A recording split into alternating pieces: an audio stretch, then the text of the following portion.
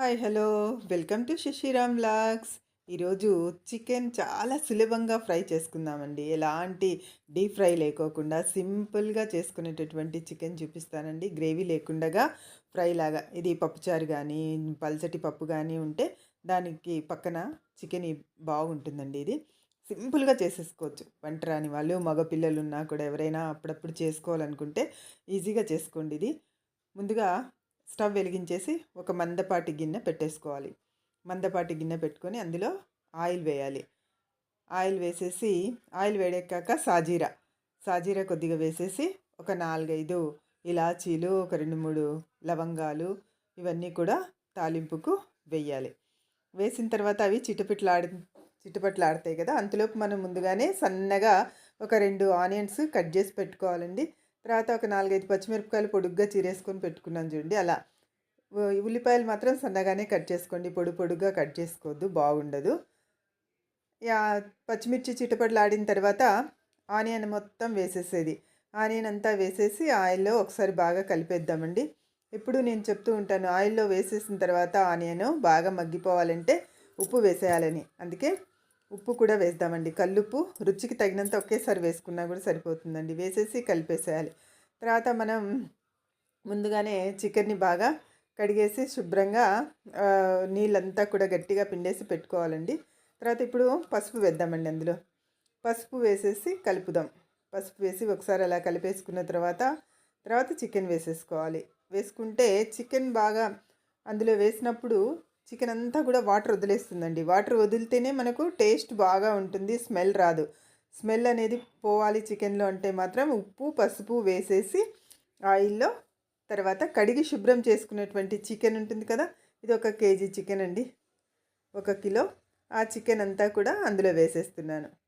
Chicken అంతా ముక్కలు అనేది మనం సైజు మన ఇష్టం అండి. అది కొంచెం ఫ్రై చేసుకున్నాలే అన్నప్పుడు మాత్రం కాస్త చిన్నగానే కట్ చేసుకుంటే బాగుంటుంది.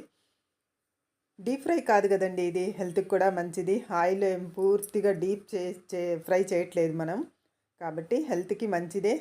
తినాలనుకున్నప్పుడు ఎవరైనా ఇంటికి వచ్చేసి గబగబా చేసేయాలబ్బా ఏం చేయాలి అంటే ఇది ఈజీగా అయిపోతుందండి. ఎక్కువ మన కష్టపడాల్సిన అవసరం కూడా లేదండి. ఇది అలా మొత్తం కిందికి మిదికి మొత్తం కలిపేసుకొని ఉప్పు పసుపు ముక్కలకి బాగా పట్టేలాగా పెట్టేసి తర్వాత దాని మీద లిడ్డు పెడదాం. లిడ్డు పెట్టి కొద్దిగా మంట తగ్గించేద్దాం. తర్వాత అంతా చూసారా, వాటర్ అంతా కూడా పక్కకు వస్తుంది. ఈ వాటర్ పోతూనే అండి మనకు స్మెల్ అనేది రాదండి. చికెన్ నీచు వాసన అంటాం కదా, అలాంటిది ఏది రాకోకుండా మంచిగా సూపర్గా ఉంటుందండి. ఇది ముక్క కూడా బాగా మెత్తగా ఉడికిపోతుందన్నమాట. అందులోనే చూసారా, వాటర్ అంతా ఇట్లా బయటికి రావాలి. ఎందుకంటే మనం ఉప్పు వేయడం వల్ల వాటర్ అంతా కూడా పక్కకు వచ్చేస్తుంది.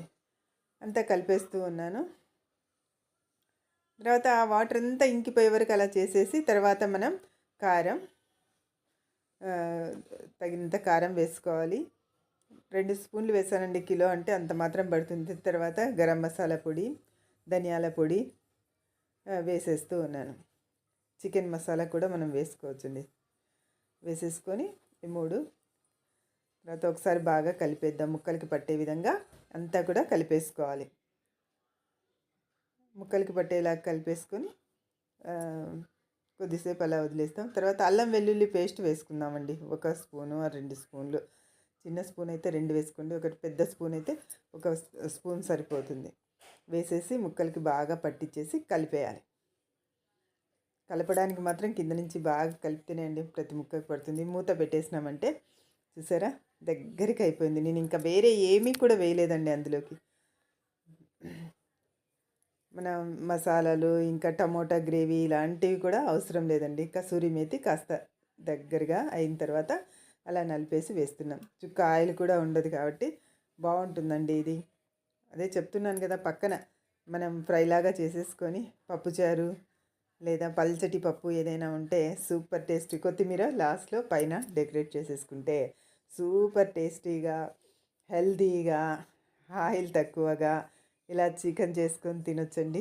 మగపిల్లలు అమ్మాయిలు వంట ఇప్పుడిప్పుడే నేర్చుకుంటూ ఉంటారు కదా, అలాంటి వాళ్ళు సులభంగా ఇలా చేసేసుకుంటే టేస్ట్కి టేస్ట్, శ్రమ తక్కువ. అందరూ కూడా ట్రై చేయండి, చాలా బాగుంటుంది. ట్రై చేసి చూడండి ఫ్రెండ్స్. చాలా ఈజీ, చాలా బాగుంటుంది కూడా. ముక్క కూడా చూడండి ఎలా మెత్తగా అయిపోయిందో చూసారా? ముక్క కూడా బాగా మెత్తగా